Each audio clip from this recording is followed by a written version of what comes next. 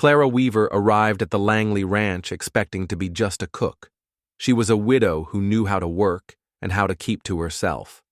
What she found was not a job, but a house drowning in grief, a silent, broken father, and 6 motherless girls who had forgotten the meaning of home.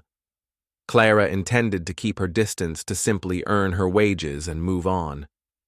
But that plan shattered before the first supper, when the youngest girl tugged on her apron, looked up with eyes full of desperate hope, and asked, "Are you my mama?" Now Clara didn't wait for the man to speak. She stepped down from the wagon the moment the reins were dropped, her carpetbag bumping against her knees, boots hitting the dirt with a firmness that hadn't been in her spirit for years. It was the middle child, Eliza, who noticed her first, peeking from behind a post with a smudge of blackberry on her chin and eyes too large for her small face. Clara lifted a hand in half salute, but Eliza ducked out of sight again like a groundhog to its hole. A man's bootsteps sounded behind the post as he rounded the corner of the porch. He was tall, too tall for the hat he wore, and broader than any man Clara had met in 2 years of travel since George's death. She waited for him to speak, but he only nodded once, eyes not on her, but on the bag she'd placed at her feet. "Name's Clara Weaver," she said quickly. "Widowed 2 years this fall. I cook, I clean. I don't tolerate sass or laziness. You said 6 girls, I brought extra flour." His eyes flicked to her, then just a glance, but something registered recognition. Maybe not of her face, but of the type of woman she was, worn at the edges, stitched back together too many times, and still upright. He held out a hand. "Matthew Langley," he said, voice rough like bark stripped from pine. "The house is that way." He gestured toward a sprawling timber home behind the barn porch, sagging a little at the far end. "You'll have the room at the back, past the pantry. Girls sleep in the loft. I sleep on the porch most nights." Clara didn't ask why, she only nodded, adjusted her grip on the bag, and started walking inside the house, bore the same wear as the man, and the land a table scarred with years of children's elbows, spoons, and lesson slates, a set of boots by the door, 6 sizes too small for a man arranged in a crooked line, and the smell of burnt flour and milk gone sour. "I'll make supper," she said without waiting to be asked. "Don't bother," came a sharp voice from the stairs. It was the eldest Bethany, she would learn later, arms crossed, tight her jaw, too stubborn for 10 years old. "We ain't hungry." Clara didn't answer. She set her bag down, rolled up her sleeves, and headed for the root cellar by dusk. The scent of real food filled the house, stew, thick with herbs, bread rising in the heat of the stone hearth, and wild honey drizzled into tea for little ones who didn't ask for it, but drank all the same. None of them spoke during the meal. The man sat at the far end of the table, knife sliding through bread crust in measured rhythm. The girls glanced between him and Clara as if unsure what lines were still drawn. It was just as Clara wiped her hands and began to clear the dishes when it happened to tug at her skirt. She looked down. The youngest Addie stood blinking up at her fingers, curled into the hem of Clara's apron. She had curls the color of butter, left out too long, and a voice like wind between shutters. "Are you my mama now?" She asked the words, silenced every scrape of fork and clink of spoon in the room. Clara's breath caught in her throat, too full of memory and ache to answer. Her gaze flicked to Matthew, but he looked away. I just cook and clean, sweetheart." Clara whispered nothing more, but Addie only nodded, as if she'd heard something else entirely, and went back to her seat. Without another word that night, Clara lay in the small back room with her hands folded tight, trying not to remember the child she'd buried before she ever saw her first birthday. The silence of the house creaked around her, but somewhere in the darkness the floorboards shifted a whisper of feet, then the softest knock against her door. "Ma'am!" It was Eliza again. Clara pulled her shawl tighter and opened the door. The little girl stood there with a candle cupped in her hands. "I heard a coyote," she murmured. "Can I just stay here for a bit?" Clara didn't speak. She stepped aside and Eliza climbed into the little cot without another sound. She would wake later to find another child, then another curled against her legs and sides one by one, having braved the creaks of the floor just to be near her when the sun rose. Clara's bed would be full, the room filled with the soft breaths of 6 little girls, and Matthew would notice he stood outside the room just past dawn, arms crossed, hat in hand. Eyes dark, Clara emerged, rubbing her eyes, trying not to show how deeply she'd slept for the first time in years. "They all came to me," she said quietly. "I didn't ask them." "I know," he said, after a pause. He didn't smile, but his gaze softened just slightly. "Enough." The days followed like a breathless wind. Clara didn't ask where their mother had gone, and none of the girls told her, not even when she cleaned out a cupboard to find a single ribbon still perfumed faintly with lavender and smoke. Not even when she spotted Bethany, the eldest, sitting outside with her mother's old shoes in her lap polishing them, though they hadn't fit her since spring. But grief leaves traces, and a mother's absence is a space too wide to fill. Clara didn't try to fill it. She just made sure there was food on the table, stitches in every hem, and a warm hand brushing back hair from fevered foreheads when the night chills set in, and slowly, one by one, they changed. Mary, who hadn't spoken above a whisper in weeks, began humming while helping knead the dough leahy. The second youngest no longer cried when the wind rattled the windows at night. Even Bethany stopped glaring at her, and once, while walking past the pantry, Clara heard the girl mutter to herself, "She doesn't even smell like ashes."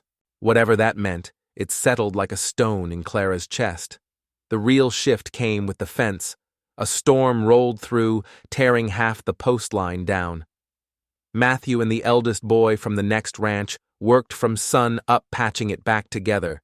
Clara brought biscuits out in a pail, and found him standing there, shoulders sagging, palms bleeding from the rope. "Let me," she said, grabbing the hammer before he could object. He didn't stop her. They worked in silence until the sky began to darken again. The last nail drove home, just as the first drop fell, and that was when it happened. From the house came Ad's voice, tiny and sharp, carried by the wind. "You fixed our fence. Could you fix Mama's heart too?" The hammer dropped from Clara's hand. Matthew froze and the rain started falling. Matthew didn't turn around. The hammer lay forgotten in the dirt by his boots, and Clara stood still, palms damp from work and rain. Her breath held as though even exhaling might shatter the moment Ad's voice was gone, as fast as it had come, carried off by the rising wind. But it echoed between them like a bell in a cold church. Clara stooped, picked up the hammer, and offered it back to him. He didn't take it. "I'll get supper started," she said gently. Matthew finally met her eyes, his own guarded but not hard. "I'll finish here," he said. After a moment, the walk back to the house felt longer than it had the first night. The sky broke open before she reached the porch, and by the time she stepped inside, she was soaked to her bones. The girls rushed around her, bringing towels, pulling her toward the hearth, each one talking over the other. It wasn't until she had dried her hair and set the kettle back on that she realized they had formed a ring around her without planning it. One girl perched on the arm of the chair, another draped across the rug. 2 more settled against her knees. Bethany stood in the doorway, arms crossed again, but her voice had lost its edge. "You didn't even flinch when she said that." "I heard," Clara replied softly. "She says things like that sometimes." Bethany continued. "Mama's stuff, it hurts." Clara nodded. "Yes, it does. You going to stay?" The question wasn't sharp. It wasn't even challenging. It was just tired, so much older than 10. Clara's answer came after a silence that wrapped around the room like a warm blanket. "I don't plan to leave." Bethany looked at her sisters, then back to Clara. "Good," she said. "We're tired of women who leave." The door creaked behind them as Matthew stepped inside, water streaming from his coat. His eyes swept the room, and for the first time since Clara had arrived, his shoulders didn't look so weighed down. "Storm's not done," he said, "but the fence will hold." Clara rose from the chair and moved to the stove. Supper in 10. He nodded, brushed the water from his sleeves, and disappeared into his room that night. The storm howled louder, the wind screamed down the chimney, and thunder cracked like a tree splitting down the middle. Leahy screamed from her loft bed, and Clara was already up the ladder before Matthew's feet hit the floorboards. "It's all right," she soothed, gathering the little girl against her chest. "It's just noise, just the sky stomping its boots." "Is it mad?" Leahy whimpered. "Is the sky mad again?" "No, sweetheart, just loud, don't mean angry." The other girls began to stir, and Clara lay down across the floorboards of the loft, letting the children gather around her like kittens to a warm stove. One by one, their breathing slowed, the storm rolled past, and peace settled back into the wood. Matthew didn't return to his room. She heard his footsteps pause, then recede toward the porch. She didn't follow. She didn't sleep either. 3 days passed before he spoke to her with any kind of depth. They were in the barn, tending to a goat that had a gash on its flank. Clara held the animal still, while Matthew stitched his hand, surprisingly gentle, for a man who'd once split logs without gloves all winter. "You've been around animals much?" he asked quietly. "I grew up on a farm." "Then you know how they get skittish when something's off." Clara nodded. "The girls there like that." She looked at him after their mama passed. They didn't say a word for nearly 2 weeks. Then they started acting up wild like colts that had been spooked too bad. I didn't know what to do still. "Don't you kept them fed, you stayed?" "I stay because I don't know how to do anything else. That's more than most would." He tied the last stitch and stood that little one, the one who called you mama the first day she's barely 5. She was with her when she died. Clara's heart clenched, found her curled up beside her in bed. Took me hours to get her to let go. They stood in silence for a while after that. The wind outside the barn had quieted, and the goats settled into their pens. Matthew glanced toward the house. "I don't know what you're doing to them," he said. "But whatever it is, they're sleeping through the night again." "I'm not doing anything," Clara replied. "Just showing up, then?" Maybe that's what they needed all along. On Sunday, they walked the 4 miles to the church on the ridge. Clara packed biscuits and dried peaches the girls wore. Mismatched dresses, hair tied up in varying states of order. Matthew walked behind, hat-low steps, steady. Clara hadn't stepped inside a church since the funeral. Her knees buckled when she entered, but she forced herself forward. The girls filed into the pew with practiced ease.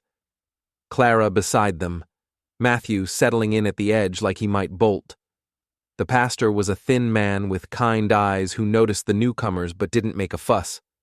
The sermon was on restoration, about how broken things could be mended, not made new, but made strong in the places they'd been cracked. Clara found her throat tight. Halfway through, when she looked over, she saw Bethany had slipped her hand into Addie's after the service. The girls ran outside to chase each other under the sun. Matthew lingered at the doorway, while Clara stood beside him, the warmth of the sun only half of what filled her chest.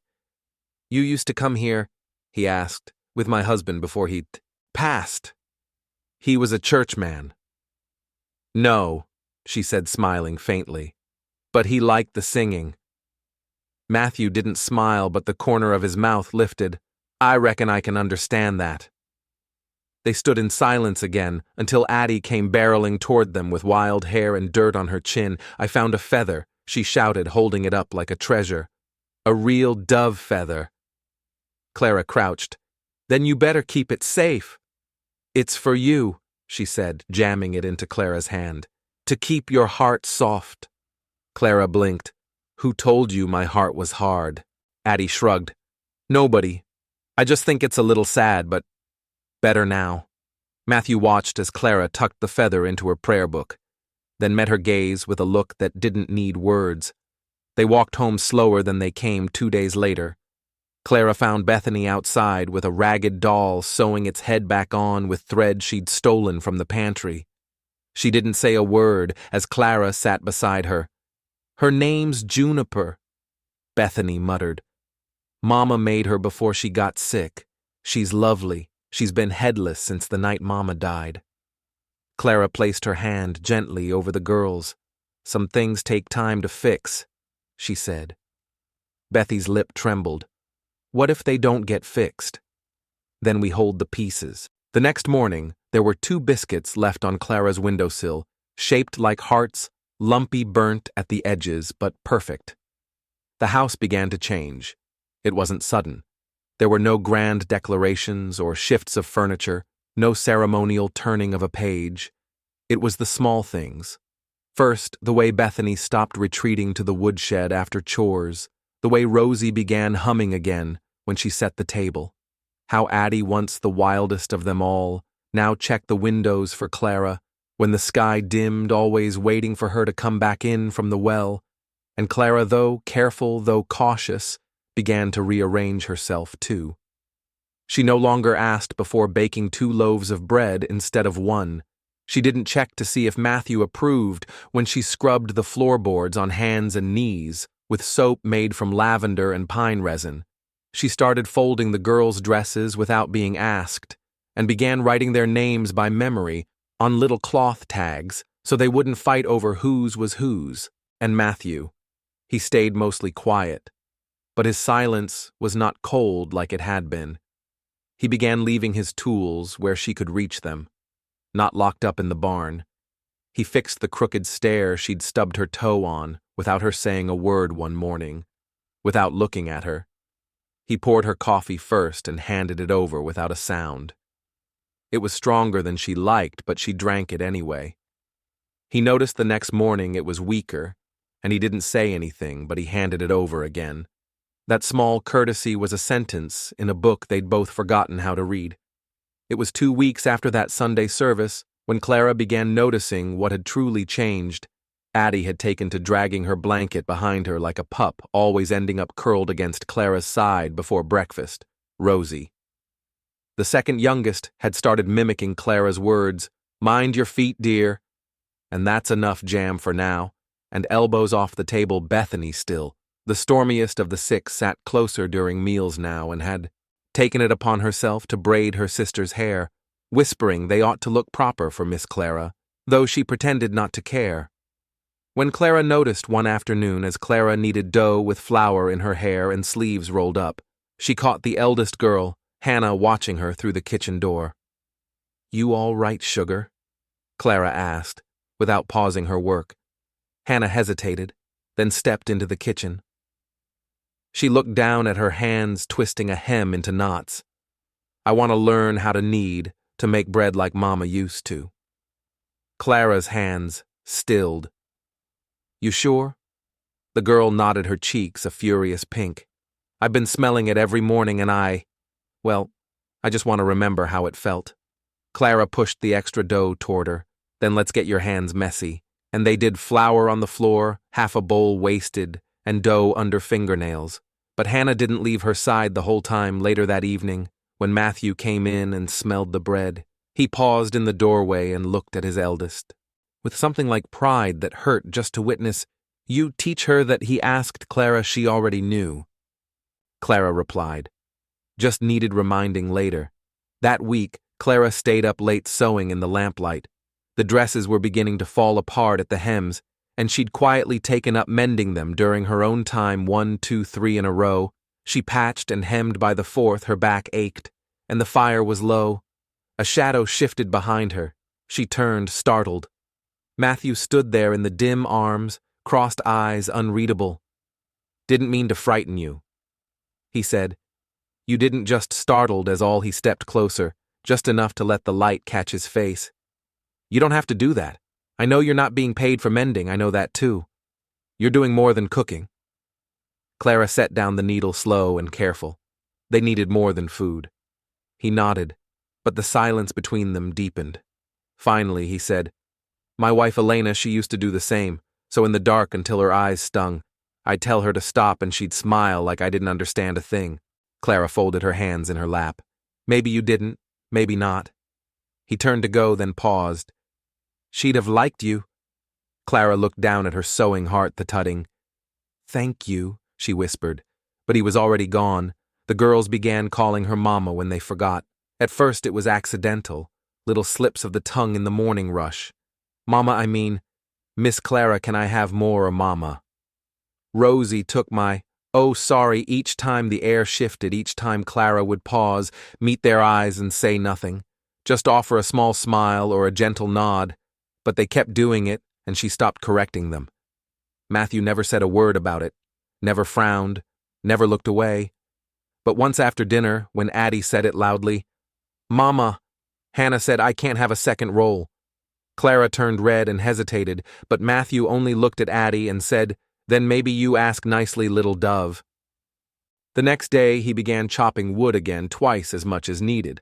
No one asked why the first test came in the form of a knock. A man stood on the porch. One dusty Tuesday, tall and lanky, with a smirk too loose and a gaze that didn't know how to mind its manners. He tipped his hat at Clara but looked her over too long, and when Matthew came out behind her, silent and wide-shouldered, the man laughed nervously. Didn't mean no offense. He said, Just passing through, heard there was a widow cooking for a whole pell of girls, and a lone man figured maybe I'd offer my services in case the lady needed help. Matthew stepped onto the porch without a word, slow as molasses. But 10 times as dangerous, you heard wrong, he said. I did. She ain't a widow. Cooking, she's family. The man raised both hands, backed off like smoke and wind, and didn't come near again. Clara said nothing but that night when she brought him his supper. She lingered a second longer and gently set a folded napkin beside his plate. He didn't look up, but he whispered, a thank you so low she almost thought she imagined it. Then came the second test sickness. Little Rosie woke shivering in the night, flushed and breathless.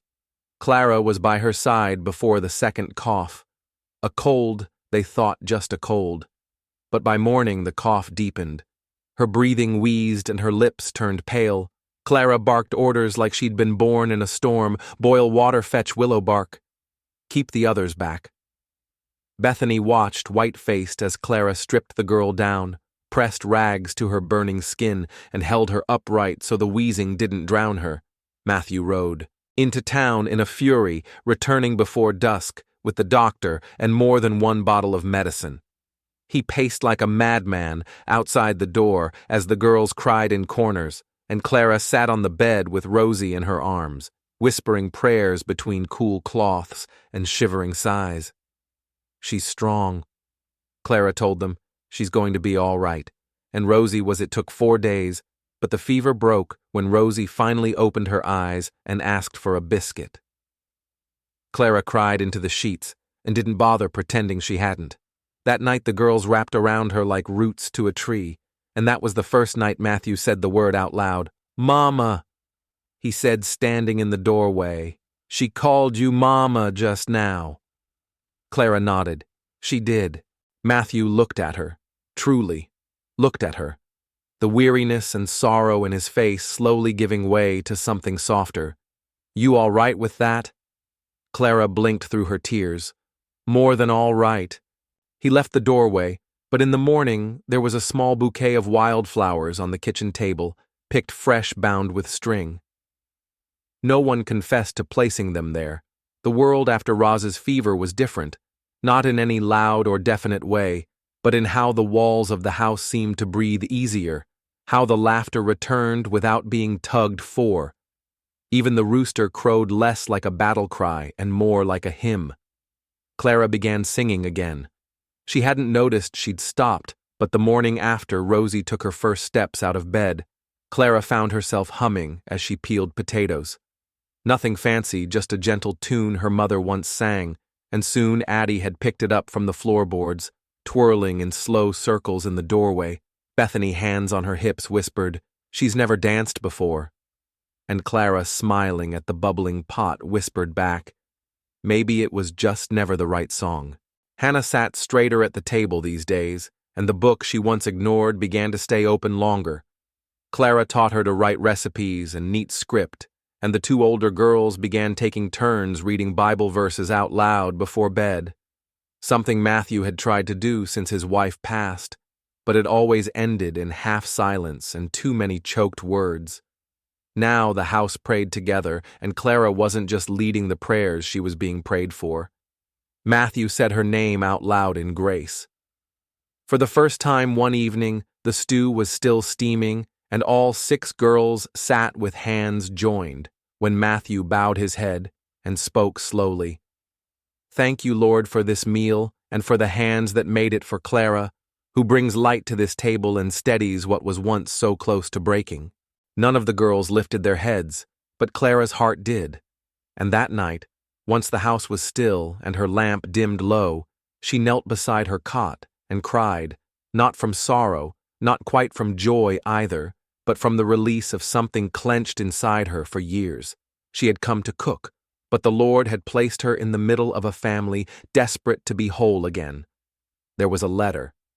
It arrived 3 weeks later, sealed with the smudge of a hurried postmark. Clara found it atop the porch rail before breakfast and knew it, before she read the name. The script was too neat, the ink too fresh.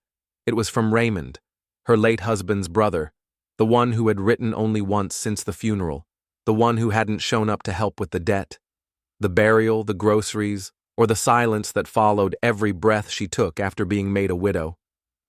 The letter said he was moving west, said he'd heard she'd taken up work with a widower hour, and 6 children said maybe it was time they spoke again, that they could start over. He signed it with the same name he always used. Ray, no love, no apology, no mention of the 7 years she'd spent grieving with no one knocking on her door. She folded the letter in half, slow and quiet, and put it inside her apron pocket. She didn't mention it to Matthew, not that day, not the next, but it sat like a stone inside her apron, shifting heavier each time she laid it down at night. It was Hannah who brought it up first. She'd been reading on the porch with Bethany, both girls leaning shoulder to shoulder when Clara came out to brush off the rugs. The breeze caught the edge of the letter in her pocket, and Hannah's sharp eyes caught the edge of a name. "That for you?" she asked. Clara paused. "It is from family?" "No," Clara said after a moment. "Not anymore," Bethany didn't ask. "But Hannah, did you going to answer it?" Clara didn't meet her eyes. "I don't know." Hannah said nothing, but Clara could feel the weight of her watching even after she turned back to her book. It wasn't the letter that changed things. It was the silence Clara wrapped around it. Matthew noticed, of course he did. He'd spent the last month watching her every gesture, like a man reading scripture for the first time in years. So when her laugh came softer, her walk a little slower, he asked. He didn't press, just waited until the girls were asleep, until the lamp on the porch flickered low, and said, "You seem far away." Clara, sitting across from him with a quilt over her lap, didn't lie. There was a letter from someone who didn't bother until now. He nodded. "Someone you used to know well. Someone I used to think would have buried me right next to my husband. Now he writes, like I was a stranger who moved away." Matthew stirred the last of his coffee. "You planning to go see him?" "I don't know. You'd tell me if you were." "I'm telling you now." Silence. Then softly, "You've already built something here. The girls love you." Clara looked out toward the dark field where fireflies blinked like lanterns lost in fog. "I didn't come here looking for love, and I didn't hire you for it," Matthew said. "But there it is." Clara's breath caught. "You think I'd leave? I don't want to think about it at all." And when their eyes met in the hush of that quiet porch, the air between them felt thin as paper and 10 times more fragile. The storm came, that Saturday wind tore down from the hills like it was hunting the trees themselves. The youngest girls screamed when the barn doors flew open and hay scattered across the yard like confetti. Matthew ran out in the rain with a rope, and Clara, despite his shouting, followed together, drenched, gripping the frame of the barn against the screaming sky. They tied the door shut with a knot she'd learned back when she was married. They didn't speak a word till the rain let up, till they stood panting, soaked to the skin mud. Up to their knees, Clara looked up at him, hair stuck to her face, and said through a gasp, "Maybe next time I'll let you do the running." Matthew shook the water from his beard, then met her eyes. "Next time, I just meant but his hand reached out trembling slightly and touched her face, brushing back a strand of hair with a gentleness that broke her completely. "Stay." He said the word barely a breath. "Just stay." She stepped closer, trembling too, and let her forehead rest against his chest. The storm outside had passed, but a new one had started inside her heart. The letter stayed unanswered. Weeks passed. She never sent a word back. Raymond could find someone else to write his name beside.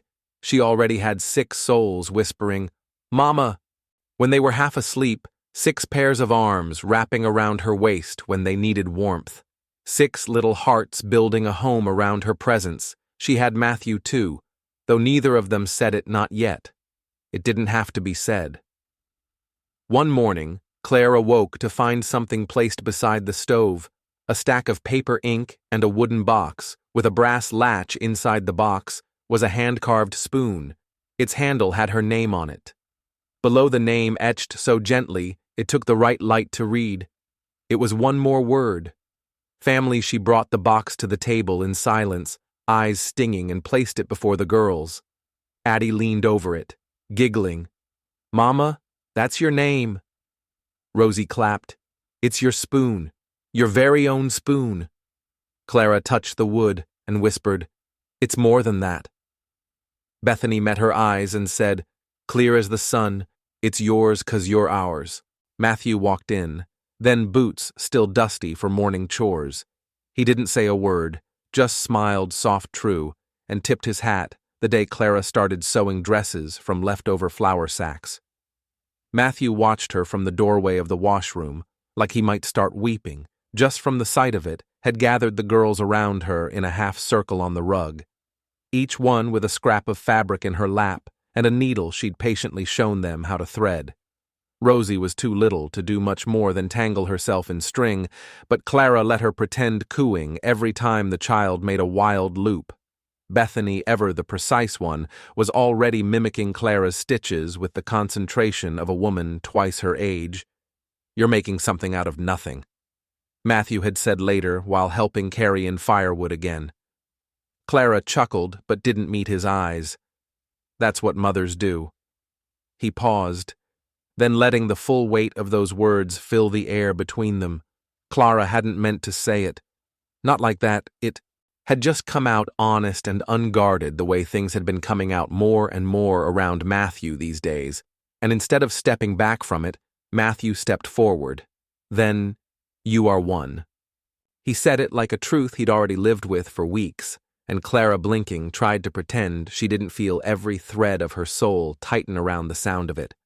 A week later, Addie fell from the rope swing. It was a bad fall. Clara heard the scream before she saw the others racing across the yard, arms flailing, feet tripping in the grass. Addie lay twisted at the base of the tree, clutching her arm and sobbing in gasps that made Clara's own ribs ache. She dropped to her knees beside the girl and pulled her into her lap. Matthew was already running for the wagon. They made it to the doctor in just under an hour, the road rough, the wagon wheels leaping from stone to stone. Clara held Addie the entire ride, whispering prayers and songs between the girl's little gasps. Her arm was broken. The doctor confirmed, but clean. No complications. She'll need to be gentle with it. He told Matthew. No rope swings for a while. Clara nodded, brushing Ad's sweat-damp curls from her brow. "I'll make sure and when." Addie whimpered. "I want Mama." It didn't even occur to anyone, not the doctor, not Matthew, not even Addie herself, that she didn't mean someone else. The house shifted again, subtle but sure. Addie began calling Clara Mama every time she needed something. Milk, a hug, a gentle tucking in at night. Rosie, seeing the pattern, mimicked her sister, and soon the smallest voices in the house were always crying out, "Mama, Mama, Mama," like they'd never known any other way. Clara should have corrected them, but she didn't. She couldn't. Bethany was more cautious. She didn't say it out loud, not at first, but one evening after dinner she handed Clara a folded piece of paper with a drawing on it. 6 stick-figure girls, holding hands with a taller figure in the middle on the top in shaky handwriting. It read, "Me and my sisters with our mama." Clara traced the letters with her thumb and kissed the top of Bethy's head. No words, just warmth. Then came the Sunday Matthew stood beside her in church. They'd gone before always with the girls, but this time he didn't sit at the end of the pew like he used to. He sat beside her close, so close his elbow brushed hers, every time he turned a page in the hymnal, when the preacher spoke of the Lord rebuilding what's been torn down. Clara felt Matthew's breath catch beside her afterward. While the girls chased each other around the wagon, a neighbor woman approached. "I heard you took on a housekeeper," she said to Matthew, smiling too. Sweet eyes glancing Clara up and down. "I didn't," he said. Clara blinked, confused. The woman blinked too. Matthew turned to Clara, his hand suddenly brushing the small of her back. "I took in a mother." The neighbor's smile faded. Matthew didn't seem to notice or care. He guided Clara to the wagon, like nothing had passed between them at all, but her heart burned so fiercely in her chest that she sat silent the whole ride home, afraid that speaking might shatter whatever fragile joy had just taken root. There was only one person left to say it. Hannah, she'd been watching the others for weeks, silent but observant, always just on the edge of things. Clara knew the girl was guarding her heart, knew she was waiting for the other shoe to drop for someone else to leave again. Clara didn't push. She waited until the night. A thunderstorm cracked through the sky like a whip and sent all the younger girls scrambling into bed together. Clara went from room to room, tucking them in, singing softly over Roz's wide eyes and smoothing Ad's curls where she clutched her sling like it was a shield. Last was Hannah's room. The girl was sitting up, arms crossed, jaw tight. "Storm won't hurt you," Clara said gently. Hannah didn't look at her. Storms always take something. Clara sat on the edge of the bed. What did the last one take? "My mama," Hannah whispered. "Fever hit during a storm. I always thought maybe if the weather had been different." Her voice broke and Clara reached for her hand, holding it firm. "I can't replace her," she said softly. "But I can stay." Hannah looked at her, then eyes wide and wet. "Even if I don't call you Mama." Clara nodded. Even then, Hannah's lip trembled. She whispered, "But I think I want to." Clara pulled her close and held her through the thunder and the rain, and the long quiet after spring pushed its way in like a slow bloom. The frost receded, the creek thawed, and Clara's hands began to plant things again. Basil, carrots, peas, and hoped the girls took turns, helping each one more committed than the last. Matthew dug 2 new raised beds out behind the barn and said, "Thought we might need more room this year." Clara smiled at him. "You expecting a second harvest?" "I'm expecting this family to stay full." He said it without blinking. She felt her knees go weak and steadied herself on the hoe. That night he didn't sleep. He waited until the moon was high and the last lantern snuffed, and then he stood outside her door. He didn't knock, just breathed in long and slow and whispered, "Clara." She opened the door, already dressed, hair-braided hands clasped. "I thought maybe you'd come." He looked down at her hands, then back at her face. "I have something I need to say." She nodded. "Lost my wife, but I didn't lose my heart. Neither did I. I thought love ended with death, so did I." He stepped closer, took her hands in his. "I was wrong." Clara's breath caught. Matthew held out a ring. Not new, old, worn, probably his mother's, not to replace anyone, but to choose someone.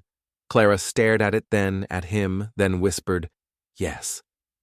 He placed it on her finger, like it had always belonged there. The next morning, 6 little girls woke to the sound of Clara's laughter rising through the house like sunlight, and when they came running, tumbling, squealing into the kitchen, Rosie saw the ring.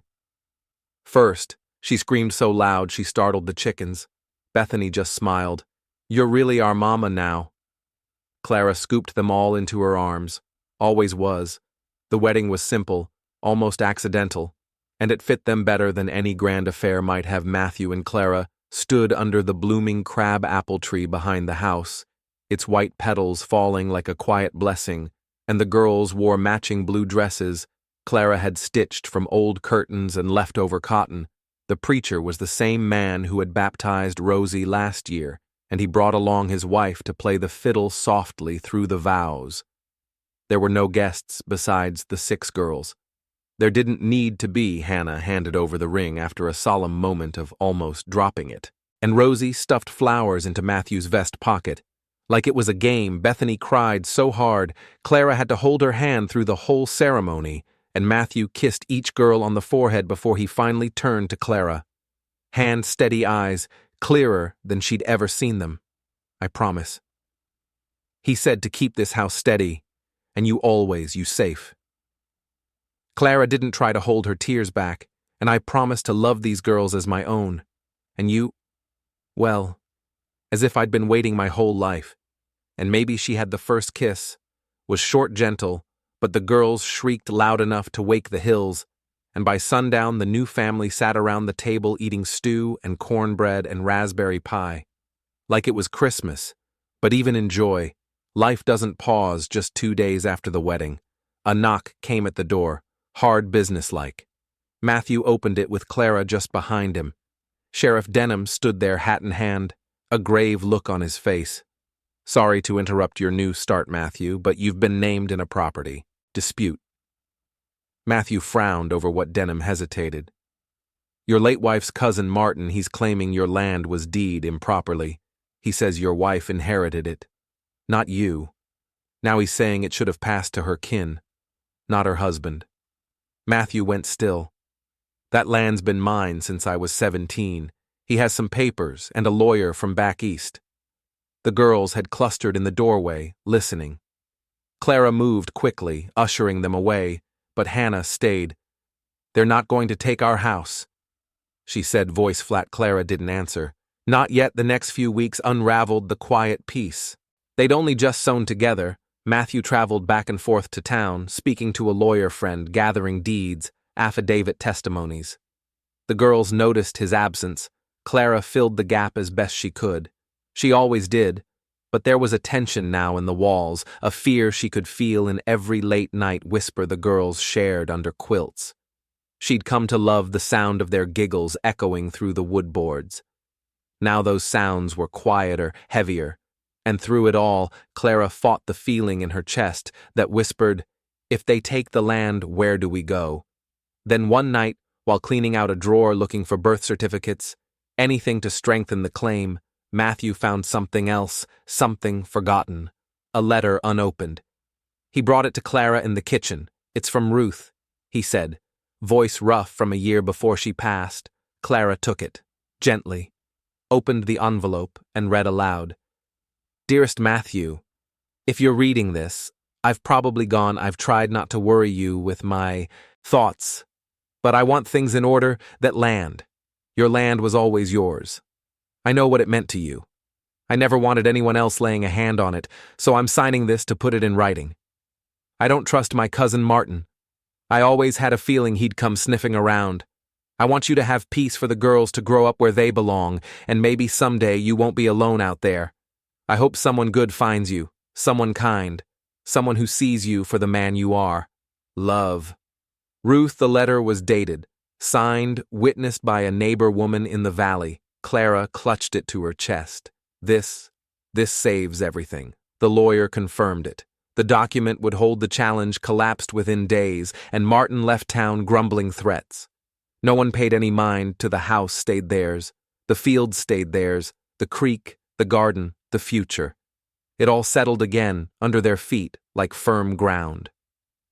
After a long storm that night, Clara knelt at her bedside, all 6 girls already asleep, and whispered a prayer, not of begging, but of thanks for land, for love, for second chances. But something changed in Clara. Victory didn't come without cost. Seeing how quickly everything could be threatened, taken, had stirred something deep in her. She began keeping a small ledger in the back of her recipe book, noting every dollar spent, every quart of jam sold, every egg bartered. Matthew noticed, of course. "You think we'll need to fight again?" he asked one night, leaning against the porch rail. "I think I want to be ready." Matthew didn't argue. He simply took her hand and said, "Then I'll build you a better pantry." She laughed, but 2 days later he did just that, and built new coups too. Clara took to drying herbs by the window, and the girls each planted their own row of flowers. It wasn't just survival anymore, it was legacy. Then one morning a letter arrived, this time addressed to Clara. She opened it slowly, recognizing the handwriting from a time she thought long buried. It was from Samuel's sister, her late husband's only family. The letter was brief. Samuel had passed years ago. It turned out not long after abandoning her, but there in careful ink was one sentence that wouldn't leave her thoughts for days. He never stopped regretting what he did to you. I thought you should know. She said nothing of the letter to the girls, not at first, but that night she handed it to Matthew, who read it silently, then gave it back. "You all right?"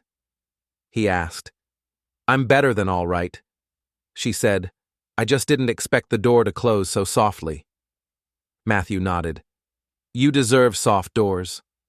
They went to bed early that night, and for the first time in a long, long time, Clara didn't dream of what she'd lost. She only dreamed of what she'd found. Then came the sickness. Rosie first, a cough, a fever, flushed cheeks that wouldn't cool with cloths soaked in mint tea or vinegar. Then Addie, then Bethany. Clara didn't sleep. She moved from room to room, watching over their beds, spooning broth between lips that barely stirred.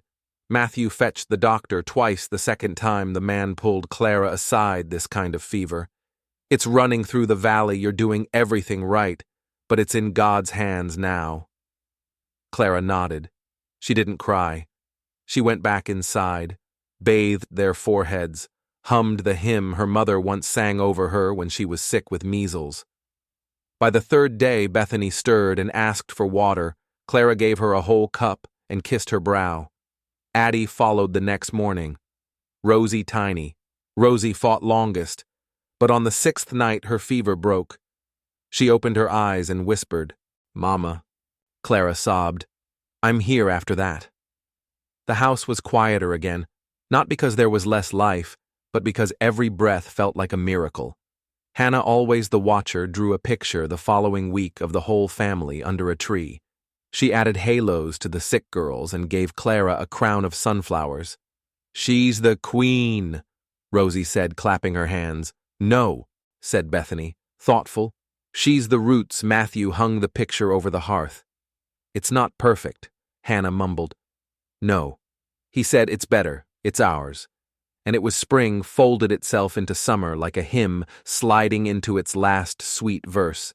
The days stretched long and warm, and the house that had once echoed with ache now breathed with the noise of living bare feet.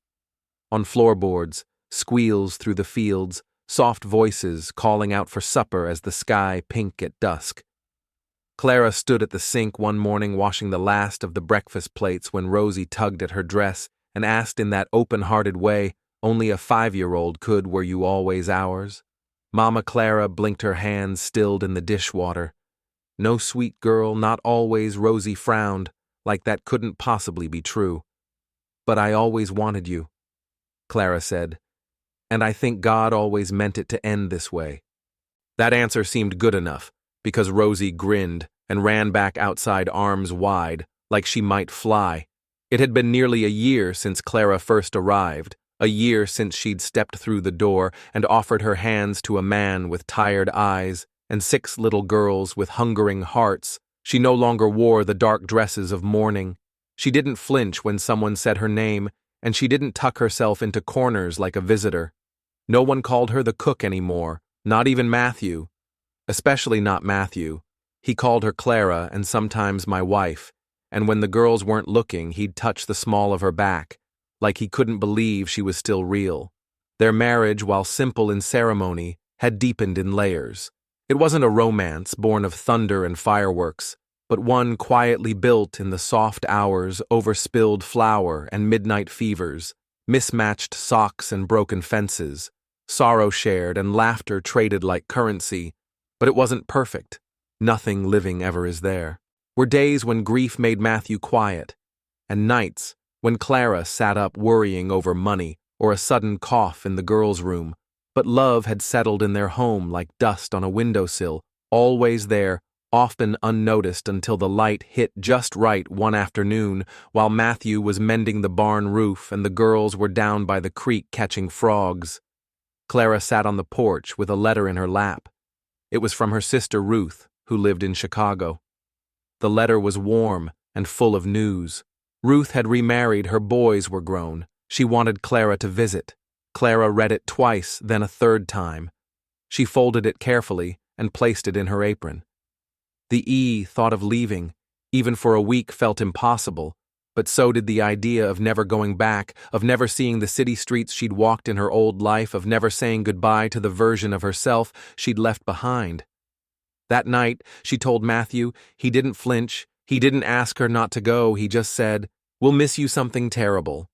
"I haven't said yes yet," Claire replied, "but I think you will." "I might," he nodded. "Then I'll get the girl started on painting you a picture to take with you." She laughed, but her chest tightened. 2 weeks later, Clara boarded a westbound train only for a week. The girls cried at the station, and Matthew held Rosie like he was afraid she'd blow away. Clara kissed each girl's forehead, squeezed Matthew's hand, and stepped onto the train with a courage she didn't fully understand. To Wingman ride was long and bumpy, and the city was louder than she remembered. Ruth's house smelled of polished wood and lilac, and her sons were tall, kind young men who treated Clara like royalty. They asked about the farm, the girls, the chickens, especially the chickens for some reason, and they begged her to make the cornbread.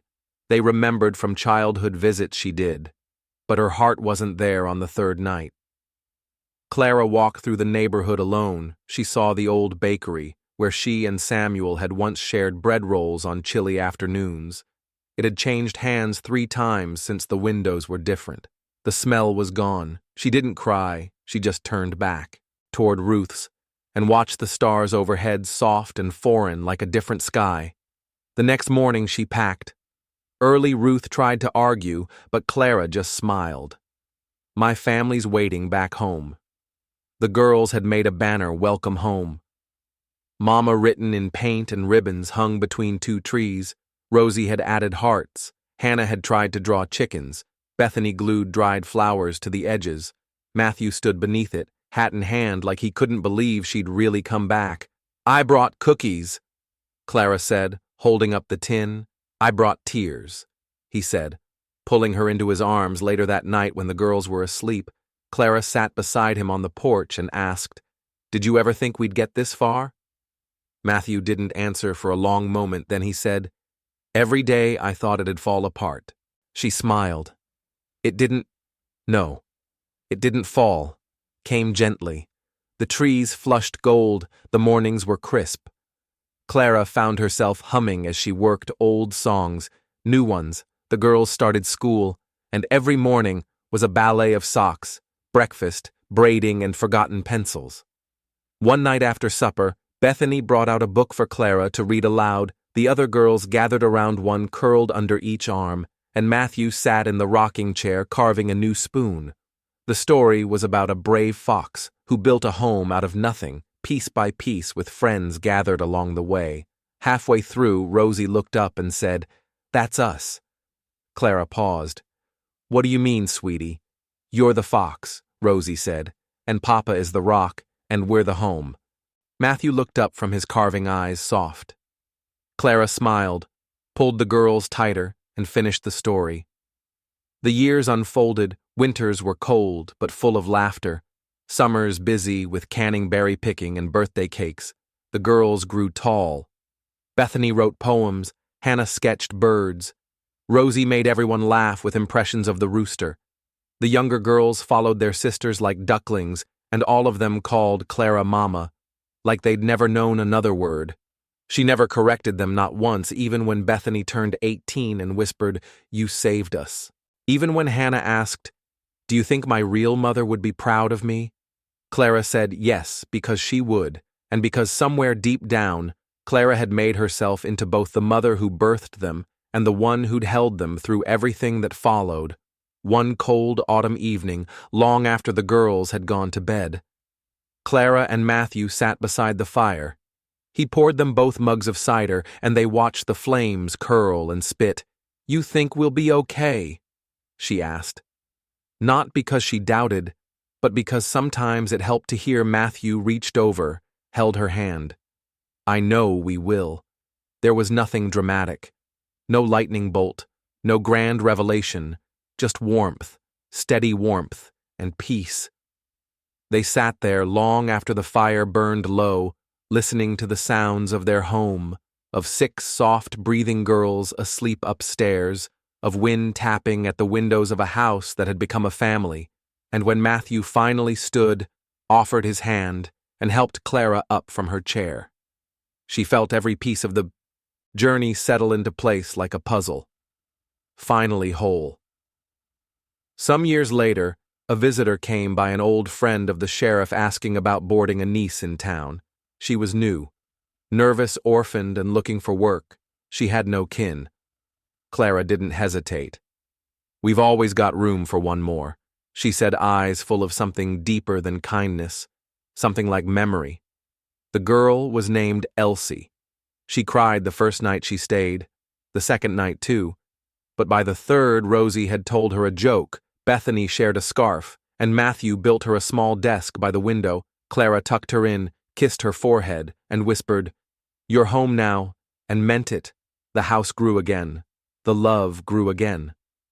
And long after, when Clara's hair had turned to silver and the porch creaked under different feet, a little plaque was nailed above the door. It read, "Where hearts are mended and families begin again."